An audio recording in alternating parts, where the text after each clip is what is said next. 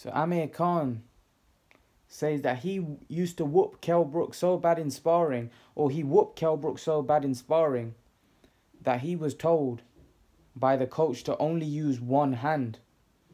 So the coach said, only use one hand with this guy, because you're beating him up bad. Now, there might be a little bit of exaggeration there. Maybe Amir Khan's telling the truth, but one thing I would say, Amir Khan's always said that he got the better of Kell Brook in sparring, and I would actually think so, because as an amateur fighter, Amir Khan was brilliant. And the other thing was, if Amir Khan wasn't that better than Kell Brook, and Dominic Ingle and Kell Brook always say that how Khan didn't get the better of Kell Brook in sparring, right? And it's a load of rubbish Khan keeps coming out with, right? That's what they say. Then why did Amir Khan go to the Olympics and he medaled, got a silver medal, but yet Kell Brook, he didn't go to the Olympics. He didn't get that kind of recognition that Khan got. It was the Olympics that made Khan the star. Ever since that, Khan was made. After the Olympics, Khan was made.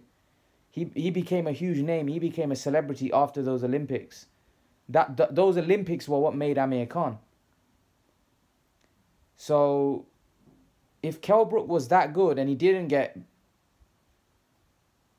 done badly in sparring by Khan, then why didn't he go to the Olympics? Because Kell Brook said, I used to school Khan in sparring, right? But I believe Amir Khan, because Amir Khan was the one that they got chosen to go to the Olympics, not Kell Brook.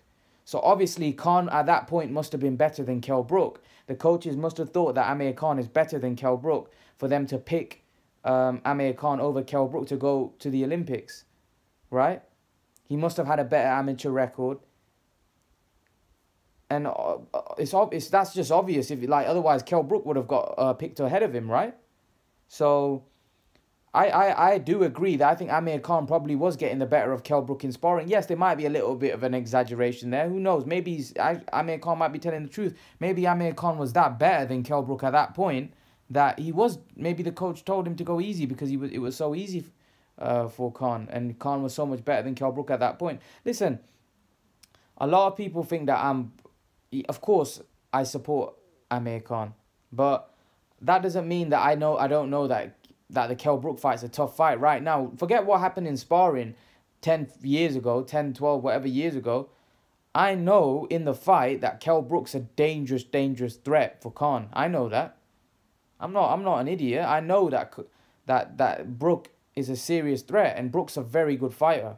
He's a very, very good fighter, and Amir Khan's going to have to be at his best and his A game to beat Brook. It's a very tough fight. Brook's a good fighter.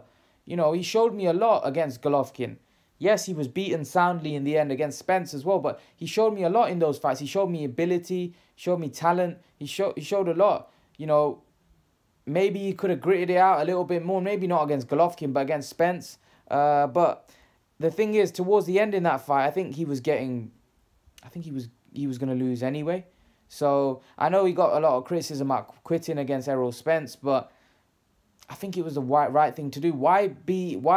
It's a bit like the Khabib and Conor situation. Like, Khabib was going to win that fight. Why be a hard man and not tap out when you're getting beat up? The same thing with Kell Brook. Why be a hard man and just continue and get beat up in a fight? Because Errol Spence would have he was beating the brakes of him towards the end of that fight. So Kell Brook did the right thing, in my opinion, because he weren't going to win the fight. At the end of the day, if you're not going to win a boxing fight, and you know that really you can't win, and the other guy's just going to do damage to you, then the best thing is to say enough's enough, because you can't win the fight. Kell Brook was in a position where he couldn't win the fight. His eyes was damaged.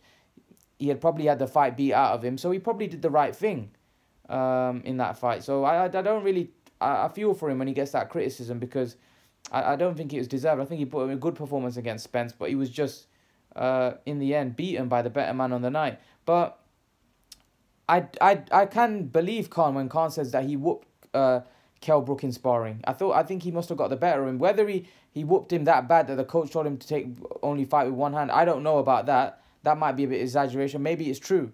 What do you guys think? Do you think it's true? Do you think Amir Khan used to whoop Kell Brook back in sparring? Leave your thoughts, guys. And guys, remember to please like, share, and subscribe to my channel. I'll see you guys in the next video.